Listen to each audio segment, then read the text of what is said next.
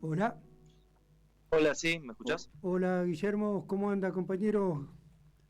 ¿Qué tal? ¿Cómo estás? Buenas Bueno, tardes, noches ya. sí, tal cual, buenísimo, estamos hablando, tenemos el gusto enorme de estar hablando con el compañero Guillermo Martín Cabiasca, sí, a ver si corregime si me equivoco, especialista en política internacional, en geopolítica, instructor también, no me acuerdo en cuál era, en qué lugar era que estaba, también militante del Encuentro Patriótico, si quieres contarnos también.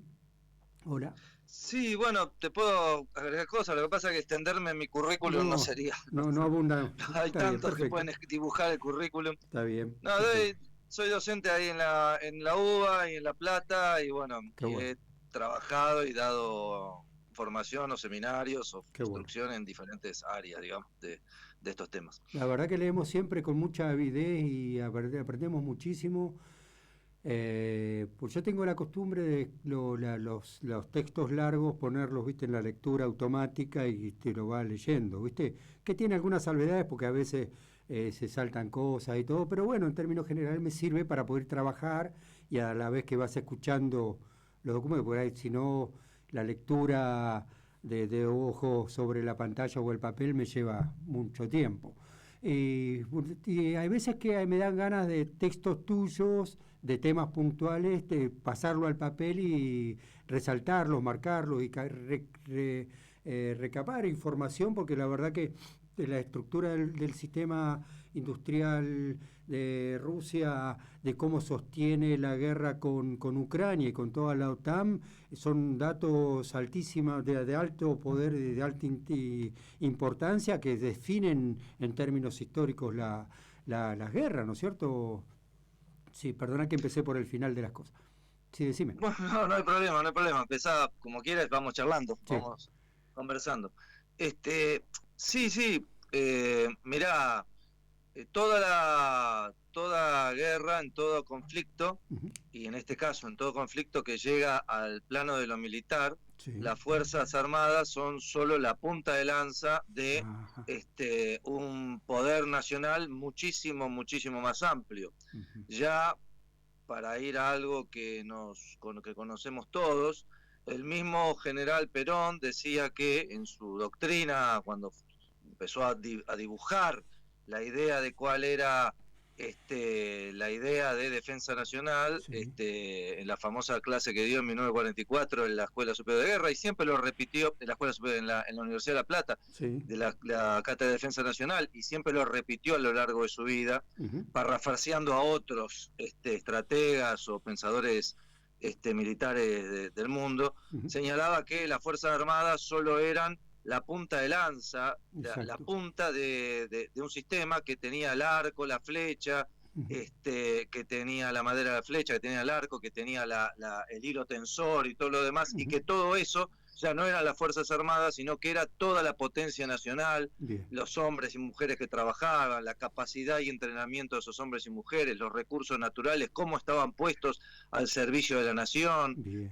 la capacidad industrial, Genial. digamos, los recursos financieros, la capacidad política, el orden político que permitía a la nación Las relaciones llevar políticas. adelante Claro. su inserción en el mundo y Sí. poder desarrollar su propia fuerza. Qué bueno. En este sentido es lo que vos me decís de Rusia, ¿no? La nación en armas, el concepto ese de la Ya, es el nación. concepto de la nación en armas. Por eso Qué yo bueno. decía que parafraseaba a otro, un viejo concepto de fines del siglo XIX, Claro. de un famoso pensador alemán. Clausewitz. No, este es de von der Goltz. Ay, qué bueno. Bonder. De von der Goltz. ¿Qué es von der Goltz? Sí, von der Goltz es un general de la segunda mitad del siglo XIX hasta la Primera Guerra Mundial. Ajá. Un mariscal alemán que vino a la Argentina. De hecho, estuvo en la Argentina y sus descendientes viven acá Ah, mira qué actualmente. bueno. Qué bueno. Sí, sí, fue enviado para el centenario. Sí. Para el centenario, Sí. fue el enviado del Kais, del Imperio Alemán, a la Argentina, Y se quedó. en representación de Alemania, Claro. y el ejército, claro, y su hijo, el Sí. coronel von der Goltz, Mira vos. fue uno de los primeros jefes de la Escuela Superior de Guerra del Ejército, Sí. y de ahí en gran parte, una gran parte de los profesores eran alemanes, y ahí estudió Perón, ¿no? Qué bueno. Qué bueno. Ahora, cuando hay una nación sólida, que su población está bien alimentada, que tiene educación, salud, que tiene un sentido de identidad cultural propia, y todo de ahí en adelante puede constituirse en el bienestar de todo el mundo y después de ahí avanzar a poder defender su propia soberanía, ya sea por medios diplomáticos, políticos, económicos, o también, si esperemos que no haga el caso, la cuestión armada, como decías vos, que ya es la última instancia de la lucha política, ¿no es cierto? Sí, Claro, si volviendo al tema de estrategia, ¿no? sí, Si nosotros vemos a Clausewitz y lo sacamos exclusivamente del plano de la guerra y lo sí, vemos como se usa en general, ¿no? Para poder. los problemas en general inclusive para la economía, Sí, sí. este, nosotros podemos ver que la potencia de un colectivo social Sí. está dado no específicamente en primera instancia por su potencia militar, sino que la potencia militar es la última instancia de todo un Claro, desarrollo que tiene la nación. bien. Un amigo me contaba, un compañero que fue miembro de las Fuerzas Armadas, un Ujú. general Brown, bueno, digamos, Ajá. charlando con él sobre temas de defensa, que no tenían que ver con lo militar, pero a veces se relacionaban con eso, sino Sí, con el sí. tema del mar argentino. Ujú. Decía una cuestión, sí, sí, Argentina necesita una flota, obviamente, ¿no? Hay que ver qué tipo de flota Bien. necesita y demás, pero no es, digamos, para nada sirve tener una flota si vos no tenés industria pesquera, si no Bien. tenés astilleros, si Sí. los puertos no son tuyos, si no Bien. tenés obreros trabajando, Ujú. industria nacional trabajando, si no tenés procesamiento de los productos del mar, si no podés aprovechar tu plataforma por vos mismo, ¿qué es lo que vas a defender? Claro. Vas a tener una cosa para jugar y para servir a otros, a la defensa de intereses de otros, ¿no? Claro. No es que no es necesario que una nación, y una nación como la Argentina además, tenga un sistema de defensa que abarque indudablemente una fuerza militar destacada, Claro. pero una fuerza militar destacada en Bien. una colonia es una fuerza Colonial. militar colonial. Claro, Digamos. colonial. Claro, que creo que era Hernández Arregui el que decía que como es hacen nacionalismo, tomando, perdóname, una libre interpretación de lo que decís vos, ¿no? Que hacen nacionalismo de estancia. Digamos, esto que es chauvinismo berreta, que nos acordamos de la bandera, de la soberanía para los mundiales o para, que obviamente queremos que gane Argentina, todo el partido y todo lo demás, pero hay una lucha patriótica mucho más importante que un partido de fútbol. Y estos tipos, digamos, o la otra cosa, de una aristocracia que lucha despreciando a lo extranjero, como hacía la aristocracia, la oligarquía argentina, pero después siendo cipayo y sumiso con cualquier inglés o cualquier francés que venía a inculcar o a querer mandar, como ha sucedido tanto, que eran tan injusto con el pueblo argentino que lo masacraban y lo desangraban y con los de afuera eran sumisos. ¿Sí? Sí, claro. Lo que pasa es que eso fue producto en el siglo XIX Mm, digamos, toda nación, todo Estado, todo Estado que se constituye como nación, sí, pasa a un proceso de conflicto de qué tipo de nación y qué tipo de Estado va a ser. ahí va. Y un Estado y una nación Sí, no están solos en el mundo ni resuelven exacto. exclusivamente en forma interna sus contradicciones, Bien. sino que hay intereses, sobre todo siempre las hay, ¿no? Sí, Pero vamos a los estados latinoamericanos que surgen en un mundo en el sí, cual ya hay potencias, y hay una potencia en este caso que era sí. Inglaterra, pero ya hay potencias que están desplegando sus intereses en el mundo, evidentemente los grupos locales internos tienen algún tipo de anclaje o influencia, o son tributarios, o Sí. se sienten muy identificados con una forma de organización del mundo que fue la que sintió la oligarquía argentina, la Claro. burguesía comercial argentina, ser una extensión del comercio británico y de Claro. los capitales británicos y del mercado mundial para confundir lo que es la patria y lo que es la nación Claro. con sus propios intereses. Sí, sí, Es la sí. metáfora que usan de la estancia, ¿no? Ahí va. De concebían la nación como una estancia. Bueno, Sí, sí. administraban el Estado como Un profesionales apéndice. de ese Estado, Sí, sí. pero confundían o asumían, o ellos sentían que era así, Mm. la patria como su estancia, como Ahí su va. forma de enriquecimiento como clase. Claro, Al claro. enriquecerse ellos, una minoría como clase, crean unas estructuras estatales que sirven a eso. Entonces a los sectores, a las clases sociales, a los sectores que plantean otra cosa, bueno, los combaten y así fue el nacimiento de la República Oligárquica, que fue de gran éxito, Sí, pero no dejó de ser un Estado dependiente y oligárquico. Claro, tal cual. Buenísimo, qué buena síntesis, compañero. Ahora, esto también se está verificando cuando, por ejemplo, en el mundo, como vos decís, se dan estos remesones, estas crisis. Por ejemplo, ahora, corregime si me equivoco, Ucrania, la guerra con Rusia, se provoca, ellos tienen en los territorios, producían granos en masa, digamos, y también petróleo, y resulta que todo eso entra en crisis. Y uno de los beneficiarios de eso es BlackRock, que se está quedando con todas las tierras fértiles ucranianas, que las compró baratísimas además, y a nosotros también nos trajo la crisis esta de que pusieron tanto los ojos Laura Richardson, el Pentágono y toda la OTAN y todo, pensando en los recursos estratégicos que ya lo dan como propio. O está mal el paralelo que yo hago, aquella crisis que se venga y se verifique acá en nuestras tierras. No está mal. Digamos, nosotros estamos en un momento de transición de un orden mundial a otro orden mundial. Bien. Ha habido varios a lo largo de la historia del mundo de siempre, pero desde el advenimiento del capitalismo, con determinadas hegemonías, con una potencia hegemónica, con un mundo bipolar, con Inglaterra como potencia hegemónica, con un mundo pluripolar de potencias, como fue el previo a la Primera Guerra Mundial, con Alemania, Francia, la Unión Soviética, la naciente, bueno, la Rusia zarista y demás, que se disputaban en diferentes niveles del mundo, el mundo del fin de la Unión Soviética con el mundo unipolar, y ahora estamos en transición a otro mundo. Todo eso, todas esas transiciones producen momentos de gran tensión y de enorme conflictividad y guerras.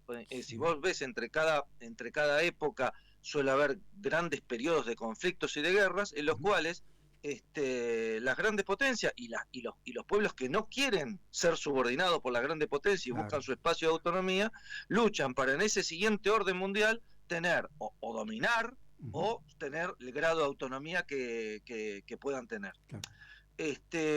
Nosotros hoy en día, en América Latina, nos encontramos con una cuestión en la cual el imperialismo norteamericano particularmente, en nuestro continente, busca garantizarse que este hemisferio sea, sin ninguna duda, el hemisferio en el cual ellos van a tener el respaldo necesario, la base necesaria, no solo el respaldo de los gobiernos, ¿no? No va tanto por los gobiernos, sino quien es dueño de los verdaderos resortes de decisión, militares y económicos en cada lugar, ¿no?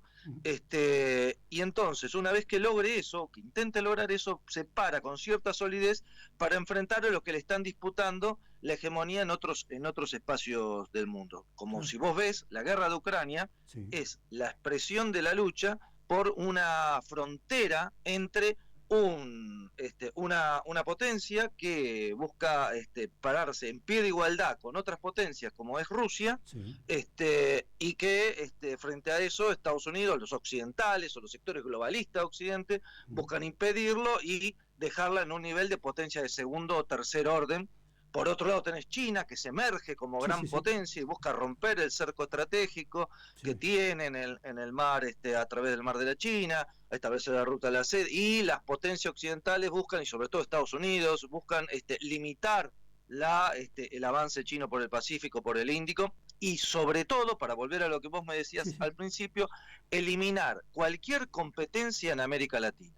Cuando Laura Richardson, y no solo Laura Richardson, Richardson, otra funcionaria muy importante, se llama Wendy, no me acuerdo ahora, Sullivan era otro funcionario, vinieron, siempre señalaron con claridad que, como hay cierta formalidad de independencia, Argentina podía comerciar soja con China, qué sé yo, pero los recursos del país y la orientación geopolítica, los acuerdos militares, estratégicos, debían permanecer en América Latina en la órbita de los Estados Unidos, reafirmando en un paso más lo que fue a lo largo de la historia la doctrina Monroe y sus diferentes replanteos a lo largo de que estas nuevas formas de orden mundial se van dando.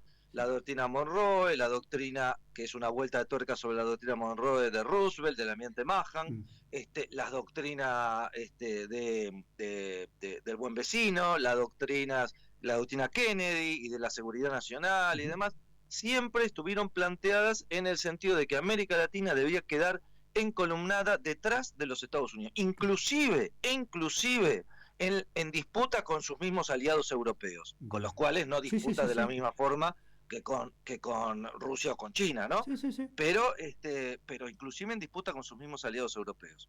Entonces, cuando vos me decís en qué situación nos encontramos, es lo que decís vos, en la disputa por el nuevo orden mundial, América Latina busca ser encuadrada en forma disciplinada detrás de los intereses estratégicos de Estados Unidos particularmente, como reservorio de un montón de recursos, como reservorio de potencialidad geopolítica, como colchón estratégico del despliegue norteamericano en un mundo en el cual ya inclusive los norteamericanos asumen que no es unipolar, que va a ser un mundo de disputa de muchas potencias. Sí.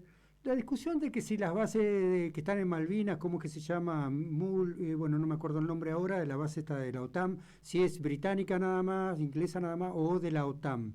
El despliegue estratégico que están teniendo también es porque están avanzando sobre la Antártida, que también es un recurso de minerales y agua potable más que importante. Porque el agua, yo no sabía que el agua congelada del Polo Norte es agua salada, y la del Polo Sur es agua potable. Yo eso no lo sabía, lo aprendí, creo, no sé si el dato está correcto. Sí, eso tiene que ver, no toda el agua congelada del Polo Norte, lo que pasa es que el agua que se congela sobre el mar, el Polo Norte es un mar, ¿no? Claro.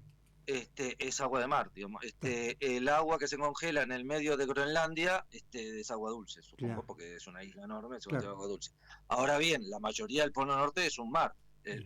Digamos, el Polo Sur es un continente, es la Antártida. Digamos, es un continente. O sea, toda agua que se congela sobre los glaciares, o sea, los glaciares que están en tierra, acá, todos los glaciares son agua dulce.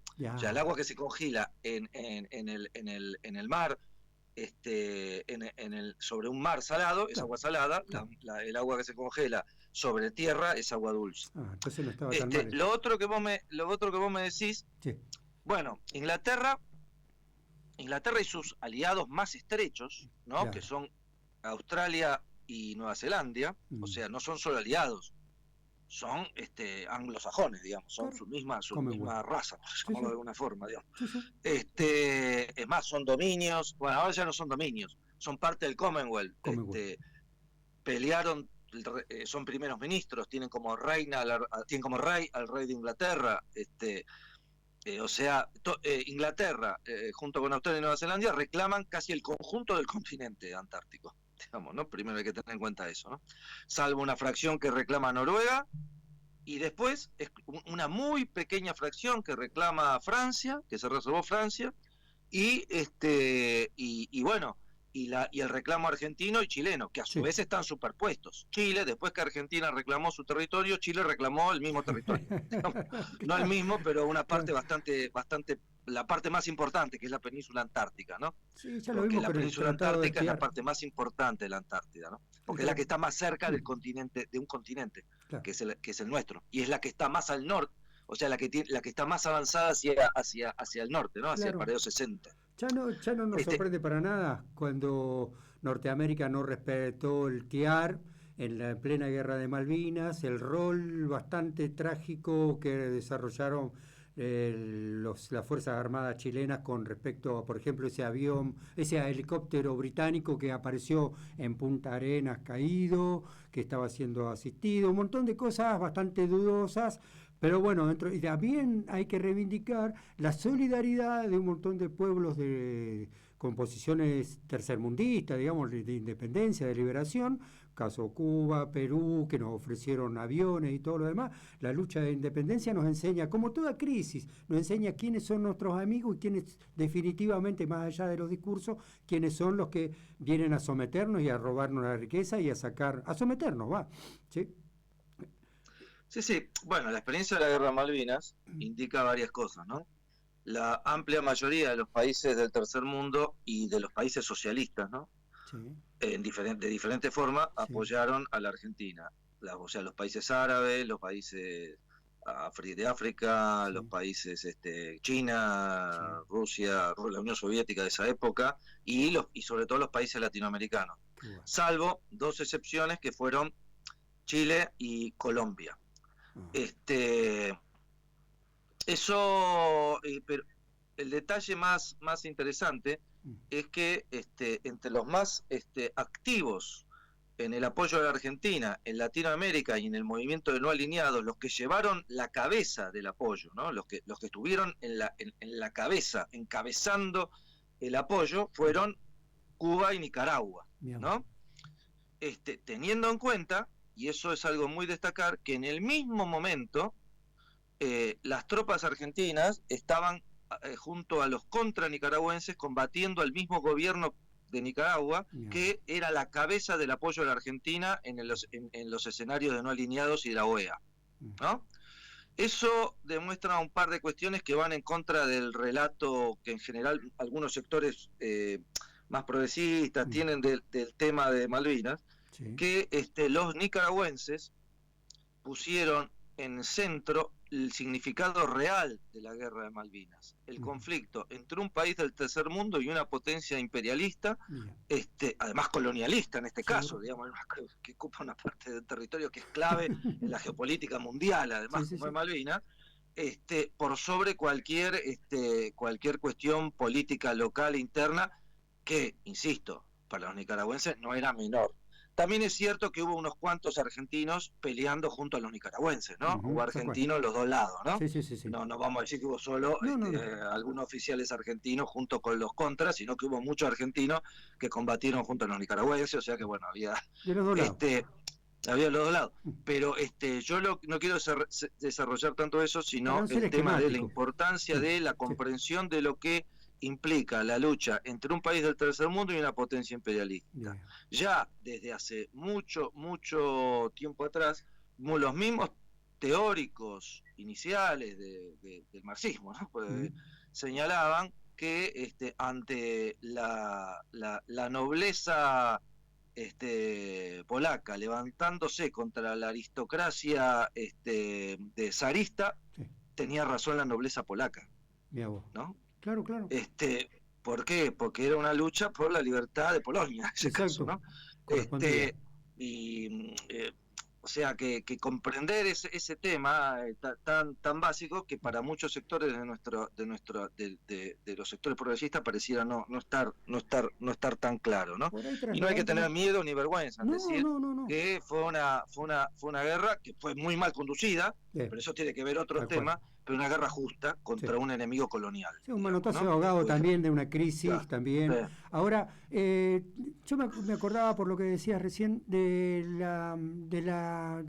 por ejemplo, San Martín, la relación que tenía con Juan Manuel de Rosas, lo defendía en las políticas antiimperialistas, por ejemplo, en contra de Inglaterra, vuelta obligado, contra de todo, primero con Francia, después también la disputa que hubo con Uruguay, el rol patético que jugaba Uruguay en ese momento, y después también lo criticaba con respecto a las actitudes que tenía internamente. Por ejemplo, hubo un reclamo bastante fuerte con el tema de cómo reorganizar a nuestra nación internamente, dejar de ser únicamente algo porteño nada más de Rosa y pasar a constituir, a armar a la nación toda. Y era un reclamo bien sólido de Artigas, de todos San Martín, digamos, un montón de los federales, ¿sí? Que hasta Urquiza también la sí, reclamaba. bueno, claro, Perdón, me escucho. eso es así en parte, ¿no? Es Mm, así no necesariamente de San Martín. sí, Artigas fue anterior a Rosas, ¿no? sí, Pero sí, el problema del rosismo quizás sea el principal problema, la incapacidad de hacer la organización nacional en algún momento ya necesario bien, después de 20 años de gobierno. bien, eh, o sea, transformar a un Estado nacional por sobre los estados provinciales, ¿no? buenísimo. Eso estaba en las discusiones. Yo tengo un trabajo que no puede ser publicado todavía por cuestiones económicas de la época que nos ha tocado vivir, Mm, que trato justamente ese tema con bastante desarrollo y que tiene como 800 páginas, quizá por eso tarda tanto en salir, ¿no? Pero También. es de varios temas, ¿no? Pero uno de los temas es ese. San Martín escribió 8 o 9 cartas en las cuales habla sobre Rosas, directa o indirectamente. Bien. 7 de ellas son o muy favorables porque está en un momento de guerra o relativamente favorables, ¿no? Bien. Una que le escribe a un amigo que está en Montevideo cuando le dice que él se opone a la ejecución de los parientes del amigo que tiene ese que está en Montevideo, ¿no? Sí. Que no me acuerdo el nombre, Sí. que le parece que tiene que aplicarse un sistema, no tanto por la Organización Nacional, sino por el tema del terror, digamos, ¿no? Bien. Rosa aplicó periódicamente el terror, ¿no? El terror en determinados momentos, ¿no? Una Pero justicia muy precisamente los momentos personalizada. de conflicto extranjero, Mm. fue cuando actuó la Mazorca, que era Claro. la organización que aplicaba el terror, ¿no? El terror sobre los opositores. Un amigo mío decía, pasa que Rosas aplicaba una justicia muy personalizada. No, pero sabés que no, sabés Claro. que está bien, pero sabés que no, eso en el momento del terror suele Sí, ser claro. algo que no opera a los tribunales, ¿no? Digamos, Claro. eso está claro. Pero sabés que hay una característica en el rosismo Bien. que fue estrictamente apegado a las leyes. Mirá vos qué bien. O sea, Claro. Rosas, cuando tenía que desalojar, no te digo en estos momentos de ejecución de opositores, Bien. Rosas, cuando tenía que desalojar personas de su tierra que estaban asentadas ilegalmente, Sí. Rosas no la desalojaba por la fuerza, recurría a la justicia y la justicia a veces no le daba la razón. Mirá vos. Viste que Hay uno tiene el cartas sobre prejuicio eso, de que ¿no? era Decía, entonces volvía a recurrir y decía, ¿cómo puede ser que el juez de paz de tal lugar no desaloje a estos vagos que están puestos en tal lugar, haciendo y tal y tal respetaba cosa? el Están las marco. cartas escritas. Mirá vos. Con él en el gobierno, Rosa se preocupaba que cada 2 años hubiera elecciones y que toda la gente votara, que se renovara la legislatura, que hubiera competencia dentro del federalismo rosista, ¿no? Sí. Que hubiera competencia dentro, o sea, que hubiera una competencia, y que la legislatura fuera la que lo renovara la autoridad cada 2 años y le renovara las facultades extraordinarias cada 2 años. Sí, porque él renunciaba. Y cuando Rosa cayó fue cuando la legislatura no le renovó la facultad extraordinaria. Qué bueno. Después de Caseros, ¿no? Sí, sí. Altamente además, Rosa, inteligente, digamos. Bueno, hay mucho para discutir, el salto tecnológico del salar al frío, el tema de los orilleros, un montón, el tema de ganar una guerra con una resma de papel, porque eso la verdad que se la pasó, digamos, muy, muy inteligente, y después la que no es muy valorada es Encarnación también, que fue estratégica, ¿no? Para Pero si no, nos vamos, mira, yo me entusiasmo con los temas de historia y me voy... Sí, nos vamos. Lo que yo te quiero decir algo, ya que está de moda no suena bien, pero eso lo dijo un oriental reciente, o ahora uruguayo, está de moda el tema del feminismo, las mujeres se olvidan de reivindicar, hay muchas mujeres que tuvieron protagonismo, pero no hay tantas que si las sacás de la historia hubiera cambiado. ¿No? Claro. De esas no hay tantas. Vos sacás Belgrano de la historia cambia. Sacás San Martín de la historia cambia. En el primera mitad del siglo pasado no hay tantas, ¿no? Claro. Juana del siglo anterior. Claro. Ahora bien, hay una o dos o tres, pero yo te menciono a 3 o 4, pero yo te menciono a una que si la sacás de la historia cambia radicalmente, y que tuvo una actuación no demasiado larga, en ese sentido tiene un parecido a Perón, aunque no es el mismo tipo de mujer, que es Doña Encarnación Escurra. La sacás a Doña Encarnación Escurra, seguro. Y no existe la Mazorca, por ejemplo, y Rosas no, que fue la creadora, y Rosas no tiene su segundo mandato. Mirá vos, qué bien. Fue el mandato de 20 años, el mandato de más largo, ¿no? Si la sacás, Doña Encarnación es la que a Rosas le mete en la cabeza, bueno, por ahí Rosas lo tenía también, ¿no? Pero le mete en la cabeza que lo más importante es estar siempre pegado a esos negros, a esos orilleros que van a dar la vida por él sin pensarlo. Y que la relación con los indios, acordémonos, la relación con los indios constantemente estaba muy, muy atento a eso. Compañero, para no perder la oportunidad, La situación está, yo la verdad que creo que es criminal acusarlo a este gobierno de Mesa, de Arce, digo, de Arce. Arce, perdón. García Mesa fue otro muy nefasto. Ya se me chispoteó, perdón. Perdón. No, García Mesa es ese era narco de verdad. ¿Cómo es? De la CIA. ¿Cómo es? De la CIA, sí. Este que dicen autogolpe, en realidad yo creo que es justamente para maltratar digamos, para bastardear y quitarle la dimensión del golpe que se quiso dar contra el gobierno democrático de Arce, de Luis Arce en Bolivia. Porque esto de que lo pintan ahora de autogolpe, la verdad que es además el mismo Zúñiga sale a decir, fue un autogolpe que me pidieron que yo haga. Digamos, el tipo que recién había perdido, que lo había echado Arce, lo echó a los escobazos de la puerta de la casa quemada. Perdón. Sí, mirá, yo te voy a ir por dos lados. Bien.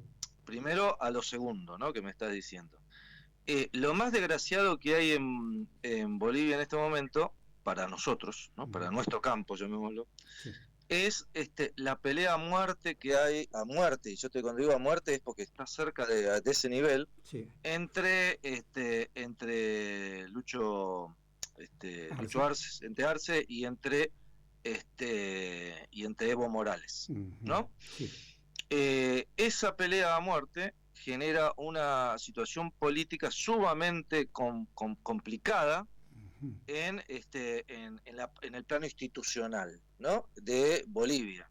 O sea, en el movimiento mayoritario, pero hay otros opositores que son lo que se suele llamar la derecha, pero podríamos calificarlo de muchas formas, ¿no? Sí. Pero que son el 40%, digamos, o sea, son muchos, digamos, por más que esto sea en el 60%. Vos entre esto tenés una división muy importante, que se bloquean medidas, se bloquean resoluciones, ministerios, políticas, se agreden en forma brutal, inclusive con no sé si lo más destacado, porque ya esto que digo mucho, que es el tema de perfilarse para ir enfrentados en las próximas elecciones, ¿no? O sea, ir a lo que se podría ser una derrota, ¿no? del MAS, inclusive, y en algo más grave, aliándose con los sectores de derecha camañite, de los antiguos sectores de derecha, para enfrentar al otro, ¿no? Por lo tanto, ya de ahí tenemos algo problemático, ¿no? Algo más que problemático, algo muy grave. Segundo, tenemos una situación que yo no he estudiado a fondo, pero que sí te puedo mencionar, en el cual en este momento está Bolivia pasando por una situación de crisis económica. Ajá. O sea, tiene una elevación de la inflación importante y tiene, claro, si nosotros hablamos de la crisis argentina, pero si nuestro parámetro es la crisis argentina, todo el mundo, en ningún lugar del mundo hay crisis, porque nuestra crisis es catastrófica, ¿no? Sí, pero en términos serios, en términos absolutos, Bolivia está viviendo una crisis económica, carencia de divisas, problemas con sus recursos y demás. Sí. Todo eso genera ya un clima bastante complicado, en la cual aparece, desde nuestro punto de vista, creo que de nosotros, casi por sorpresa, sí, aunque no nos deberíamos sorprender en una situación en países como los latinoamericanos y sobre todo como Bolivia, ¿no? Aparece este intento de golpe de Estado, ¿no? Claro, porque es un intento de golpe de Estado, no hay que minimizarlo, ¿no? Es un intento de golpe de Estado, pero que si vos lo analizás detalladamente, es casi una acción loca, digamos, ¿no? Sí, ¿Por qué? Porque ¿cómo se hace? ¿Qué es un golpe de Estado? ¿No? Además de que es que una fracción del Estado se golpea y derriba y se hace de cargo del poder por mecanismos extrainstitucionales, ¿no? Desplazando a lo que está. Pero más allá de eso, sí, no existe, pues vamos al caso de la Fuerza Armada, ningún ejército, ninguna fracción del ejército, ni ningún ejército, ninguna Fuerza Armada, ni nadie, ni sí, ningún grupo, ningún parlamento, ninguna fracción política, ningún grupo judicial hace un golpe de Estado o hace una movida de este tipo si no tiene detrás, al lado o adelante, sí, conduciéndolo, clases sociales, claro, fuerzas políticas, fuerzas económicas, claro, fuerzas nacionales e internacionales que lo sustentan. Claro. Nosotros de golpe vemos que un general, claro, a la cabeza del ejército, ni siquiera de todo el ejército, porque no se movió el resto de la guarnición del ejército, no hicieron nada, cuando se hizo el cambio de autoridades del ejército, las nuevas autoridades dijeron vuelvan a su casa, todos se volvieron a su casa, digamos, Sí. algo medio que nos tiene que hacer pensar cuál es la movida, ¿no? Ujú. Porque si vos no digamos, la OEA, Ahí va. casi todos los gobiernos latinoamericanos, Ujú. las mismas fuerzas políticas, de ahí todas, Bien. las fuerzas políticas regionales, Estados Unidos, los presos, o sea, la mujer esta Áñez y Ahí el está. otro, el de Santa Cruz de la Sierra, todos repudiaron el golpe. Claro. Eso es Bien. algo que parecería ser ridículo, pero no es ridículo. ¿Qué quiero decir?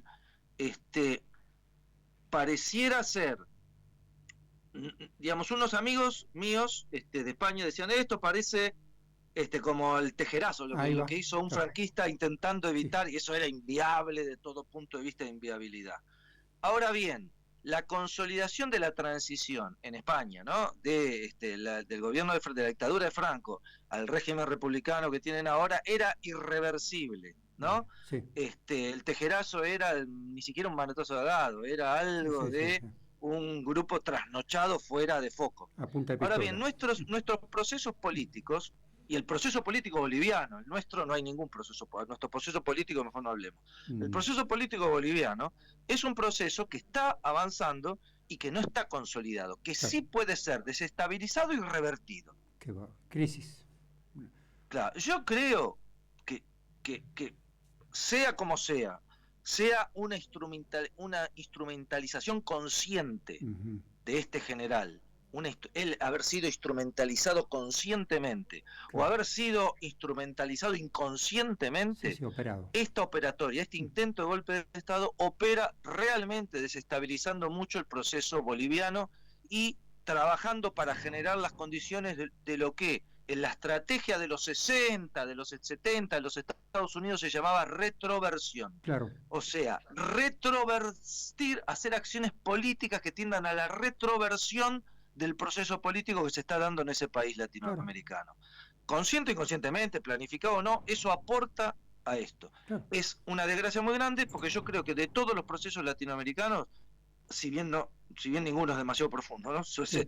Pero bueno, de todos los procesos latinoamericanos, el boliviano es uno de los que parecía más sólido y que parecía haber tenido Claro. cambios y una estabilización Sí, que colocaba a económica, Bolivia en un institucional. lugar Sí, sí, serio, sí. o sea, Bolivia era considerado Por seriamente a favor. nivel, por decir una cuestión muy general, ¿no? El tema del desarrollo que estaba teniendo, Sí, sí, el sí, tema sí. de su lugar internacional, siendo un país Plurinacional. pequeño no en tamaño, ¿no? Identidad. Sino en PBI, Sí, sí.